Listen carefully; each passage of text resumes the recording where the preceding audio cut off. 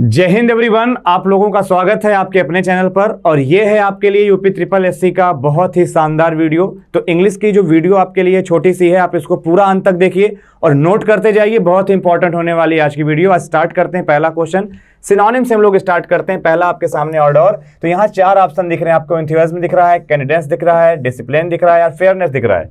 तो आपको केवल इन चारों वर्ड के आंसर पे नहीं पहुंच जाना है, पहले आप इन चारों का मतलब करिए। तो एंथुसियाज्म का मतलब होता है जोश, उसके लिए कई सारे वर्ड और आ सकते हैं। पैशन आ सकता है, जील आ सकता है, फेवर आ सकता है, ठीक है। कैंडिडेट्स मान लेते हो, जानते हैं कैंडिडेट से बनता है उम्मीदवार। अच्छा, डिसिप्लिन का मतलब होता है अनुशासन, डिसिप्लिन, ठीक है। तो डिसिप्लिन हो गया, ऑर्डर हो गया, रेजिमेंट हो गया। फेयरनेस का मतलब होता है जजमेंट, न्याय। तो अब आपको बताना होगा ऑर्डर का मतलब क्या होता है। नहीं मालूम तो जान लीजिए, ऑर्डर का मतलब होता है उत्सुकता। उत्सुकता के लिए आप कहीं ना कहीं पैशन लिख सकते हैं या एंथुसियाज्म लिख सकते हैं, क्योंकि बाकी के 3 ऑप्शन तो उसके सेंस में जाने वाले नहीं हैं। तो आपका आंसर जो हो जाएगा वो ए बिल्कुल सही हो जाएगा। बात करते हैं हम लोग दूसरे क्वेश्चन की। दूसरा क्वेश्चन आपके सामने, ऑगरी। ऑगरी का मतलब क्या होता है? प्लेस ऑफ रिफ्यूज, जहां से किसी को रिफ्यूज किया जाता है वो प्लेस। अल्टार माने वेदी, ओमेन या डिस्प्यूट। तो चारों के लिए और भी कुछ वर्ड आ सकते हैं। प्लेस ऑफ रिफ्यूज को आप कहते हैं शरण का स्थान, जहां पे कोई आदमी शरणार्थी होता है। अल्टार का मतलब होता है वेदी, ठीक है। वेदी आप लोग समझते होंगे, जैसे वीरों को दी जाती थी, वेदी पे चढ़ाया जाता था, उसको कहते हैं अल्टार। अगला वर्ड है आपके सामने ओमेन। तो मैं आपको बताऊं, ओमेन और ऑगरी दोनों का मतलब होता है किसी चीज का पूर्वाभास हो जाना। जैसे आपसे मैं कहूं ऑगरी, अरे गिरी गिरी गिरी, क्या आपको उसका आभास हुआ? आपके जेब से 500 रुपए की नोट गिरी? तो कहीं ना कहीं ओमेन, ओमेन क्या आपको आभास हुआ? तो ओमेन ऑगरी कहीं ना कहीं सिनोनिम्स होते हैं। तो ओमेन का मतलब भी लक्षण होता है, सिम्टम होता है, ट्रेट होता है, फीचर होता है, साइन होता है। कहीं ना कहीं ये भी ऑगरी के सेंस में इस्तेमाल करते हैं, आभास के सेंस में ही इस्तेमाल करते हैं। डिस्प्यूट का मतलब होता है विवाद, कंट्रोवर्सी, ठीक है। तो ये डिस्प्यूट हो गया। आदमी कहता है आपके हमारे बीच में बहुत ज्यादा डिस्प्यूट है, डिस्प्यूट दिन प्रतिदिन बढ़ रही है, यानी विवाद दिन प्रतिदिन बढ़ रहे हैं। तो ये 4 ऑप्शन हैं, चारों के लिए कई सारे मैंने वर्ड लिखे हैं। तो आप इन चारों को याद करिए, इन जितने भी वर्ड लिखे गए हैं आप इन सारे वर्ड्स को याद करिए। लेकिन हाँ, साथ साथ आप फटाफट बोलेंगे ऑगरी का जो होगा होगा omen. Your answer will be C. उसके लिए कई सारे वर्ड आ सकते हैं। देखिए आपके सामने प्रीसेज आ सकता है, बहुत अच्छा सा वर्ड है। प्रोग्नोस्टिक उसके लिए अच्छा सा वर्ड आ जाता है, ठीक है। और पोर्टेंट आपके लिए अच्छा सा वर्ड आ जाता है। तो मेरा अप्रोच ये है आप लोगों को लिए कि आप एक वर्ड के केवल एक आंसर को ना पढ़ें, साथ साथ जितनी भी वोकैब्स आ रही हैं फटाफट आप उनको भी नोट करते चलें और पढ़ते चलें। तीसरे पे आते हैं। तीसरा वर्ड है आपके सामने अफ्रंट। अफ्रंट का मतलब क्या होता है? एक्साइल, कॉन्टोर या इरप्शन या इंडिग्निटी। तो एक्साइल का मतलब होता है वनवास, निर्वासन टाइप का, ठीक है। आपने सुना होगा क्लास 10th में जब हम लोग पढ़ रहे थे इंचेंटेड पूल, वहां पे एक्साइल वर्ड इस्तेमाल हुआ था, ठीक है। तो इसके लिए एक्सपल्सन, एक्सटर्न, ठीक है, ऑस्ट्रेक्सम, ये सारे वर्ड आ रहे हैं। आप किसके लिए? एक्साइल के लिए आप लिख रहे हो। कॉन्टोर का मतलब होता है रूपरेखा, आउटलाइन, प्रोफाइल, ठीक है, फ्रेम देना किसी चीज को। एरप्शन माने होता है विस्फोट, एरप्ट हो जाना, एरप्शन वहां से बन जाता है। एक्सप्लोजन, एक्सप्लोड हो जाना, ब्लास्ट हो जाना। इंडिग्निटी माने होता है अपमान, ह्यूमिलिएट करना। लेकिन आपको मालूम है एफ्रंट क्या होता है?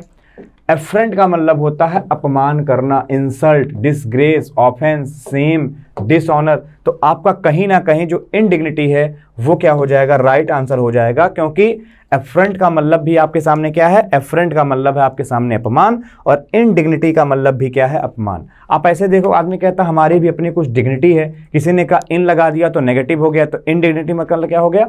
अपमान हो गया। तो ये कुछ वर्ड आपने सीखे। अगले पे चलते हैं हम लोग, कुछ आइटम्स एंड फ्रेजेस की बात करेंगे।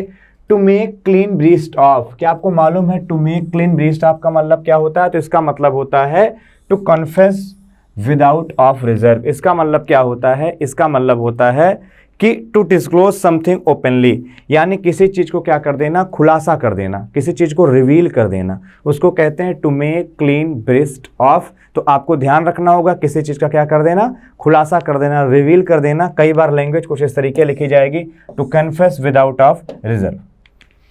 अगला आते हैं to keep one's temper. To keep one temper का मतलब क्या होता है? हंग्री होना, in a good mood, one's energy preserve करना, to be aloof from, none of this. तो इसका मतलब होता है option B, to keeps one's temper. इसका मतलब क्या होता है? To be in good mood. आप ऐसे समझ लेना, आप ऐसे समझ लेना, टेम्पर आदमी कहता है भैया आपका कुछ टेम्पर ज़्यादा ही बढ़ रहा है, आपका कुछ टेम्परेचर ज़्यादा ही बढ़ रहा है। तो टेम्पर वर्ड वहाँ से आपको फटाफट क्या करना होगा? याद कर लेना होगा। और कोई कह रहा है टू कीप वंस टेम्पर, आपने टेम्पर बढ़ने नहीं दिया, टेम्पर को आपने अपने पास रखा, इसका मतलब आप बहुत ही अच्छे मूड में हैं। तो 5 का आपका जो होगा बी राइट आंसर होगा। टू कैच अ टर्टार का मतलब क्या होता है? To trap wanted criminal with great difficulty, to catch a dangerous person, to meet with disaster, या टू डील विद। अब देखिए यहाँ पे ऐसे समझना, मीट विद अचानक मिलना, डील विद हो गया समझौता करना, to deal with a person who is more than one's match, या none of these. To catch a टर्टार का मतलब होता है to deal with a person who is more than one's match. इसका मतलब सिंपल आप ध्यान रखेंगे, to encounter or to be force to reckon with someone or something. ठीक है, तो आपका आंसर क्या हो जाएगा? डी राइट हो जाएगा। वन वर्ड सब्स्टिट्यूशन बड़े इंपॉर्टेंट होते हैं। ये कहीं ना कहीं अगर आप ध्यान से पढ़ते हैं तो कई सारी चीज़ें यहाँ से आप सीख जाते हैं अपने आप। जैसे पहला लिखा हुआ है one who sells articles at public sales. जो आर्टिकल को क्या करता हो? पब्लिक सेल पर सेल करता हो, उसको क्या कहते हैं? उसको कहते हैं ऑक्टेनर, माने होता है नीलाम करता। जो मतलब नीलाम करता क्या मतलब? वो पब्लिक प्लेस पे चीज़ों को सेल करते हैं। हमने देखा होगा कि आप कई बार रोड से गुजर रहे होते हैं, वहाँ पे रोड के किनारे बैठ करके कुछ लोग चीज़ों को बेच रहे होते हैं। ठीक है, टॉलरेंस आप समझते हैं, सहनशीलता। आदमी कहता है हम आपको ज़्यादा टॉलरेट नहीं करेंगे, ज़्यादा आपको बर्दाश्त नहीं करेंगे। ठीक है, इसके आगे वर्ड आपके सामने क्या लिखा? स्टोइक्स। तो स्टोइक से कहीं ना कहीं वैराग्य आ जाता है। और आगे जो लिखा आपके सामने रेटिसेंस, तो इसका मतलब होता है अल्पभाषिता, बहुत कम बोलने वाला। तो आंसर विल बी ए। अगला वर्ड हम लोग देख लेते हैं an act of miss appropriation of money. इसको हम लोग क्या कहते हैं? डिबेसमेंट कहते हैं, मिसकंडक्ट कहते हैं, करप्शन कहते हैं, एम्बेजलमेंट कहते हैं। तो आप ध्यान रखेंगे, इसके लिए जो वर्ड इस्तेमाल हम लोग करते हैं वो होता है डिबेसमेंट, यानी होता है किसी को नीचा दिखाना। एक्ट ऑफ मिस का मतलब आप देखो ना यहाँ पे नेगेटिव हो रहा है। ठीक है, तो किसी को क्या करना? नीचा दिखाना, उसको हम लोग कहते हैं क्या? उसको हम लोग कहते हैं डिबेसमेंट, किसी को नीचा दिखाना। The first public performance of a musical or theatrical work of the first showing of a film.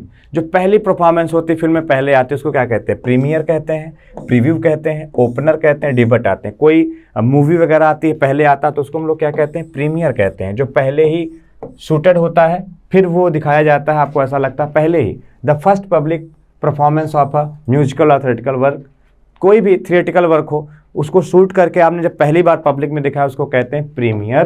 Pre माने होता है ये पहले का, अगर आपको ध्यान हो। जैसे आप कहते हैं एग्जाम के पहले, बोर्ड के पहले हमारे प्री बोर्ड होंगे, माने बोर्ड के पहले प्री बोर्ड, तो प्रीमियर हो जाएगा।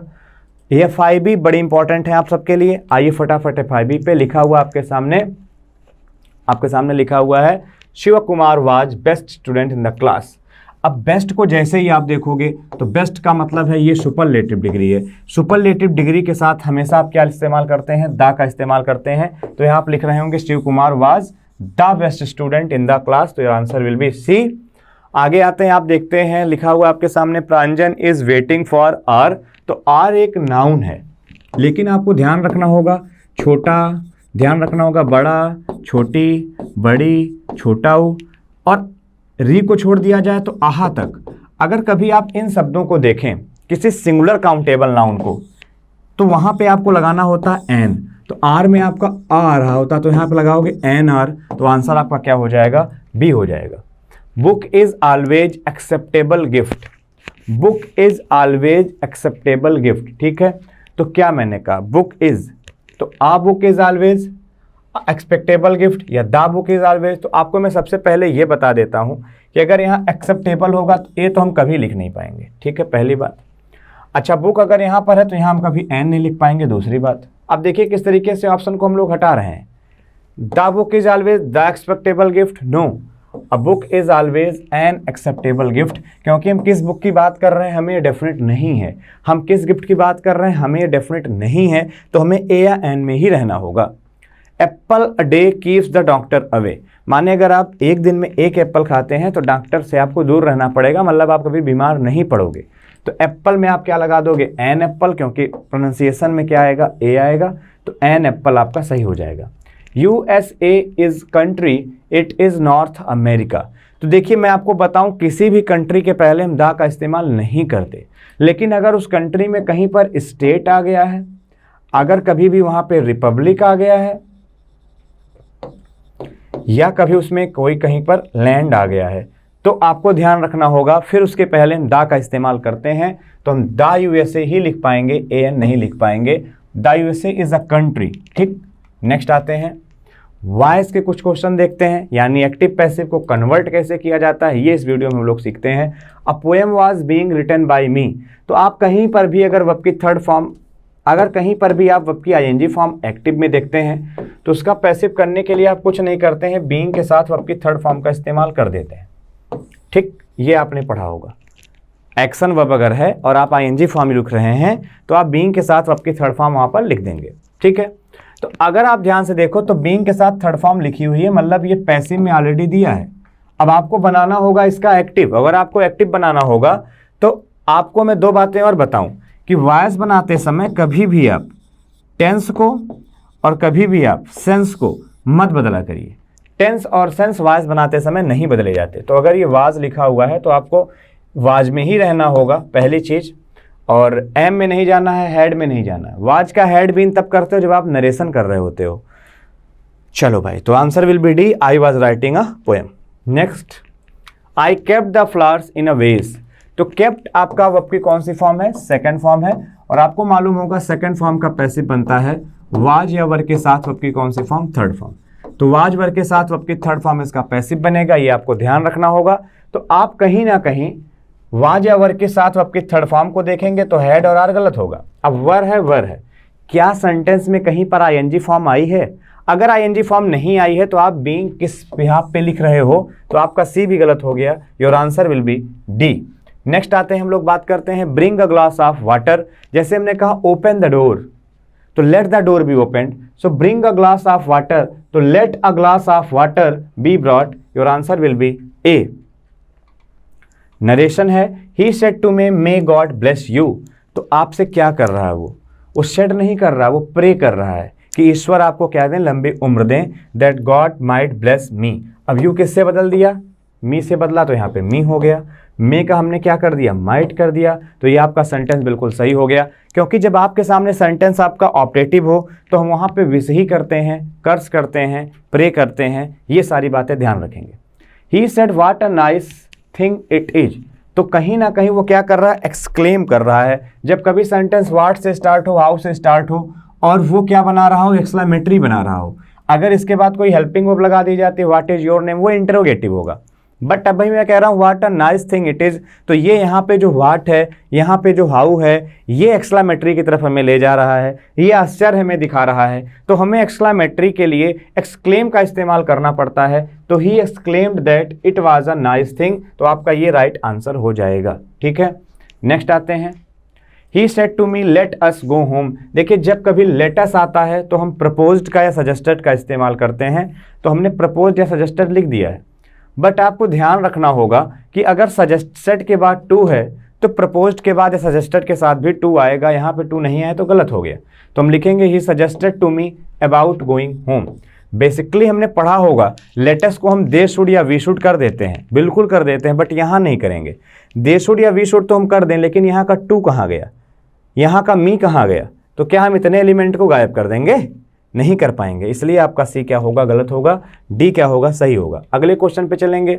स्पॉटिंग एरर बड़ी इंपॉर्टेंट है, चलिए थोड़े से स्पॉटिंग एरर को कर लेते हैं।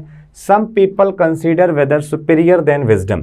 तो आपको पता होना चाहिए जो भी IOR इंडेड है, सुपीरियर है, जूनियर है, इन सभी के साथ देन नहीं आता, इन सभी के साथ क्या आता है, टू आता है। Nowadays the weather is getting cold and colder। तो आपको बताऊं, अगर कभी भी कोई चीज़ लगातार बढ़ रही है, लगातार घट रही है, तो हम कंपैरेटिव डिग्री का इस्तेमाल करते हैं, और एंड के पहले भी क्या आएगी, कंपैरेटिव डिग्री ही आएगी, कोल्डर एंड कोल्डर। अगले क्वेश्चन पे चलें। As sooner as you reach port report to the desk officer.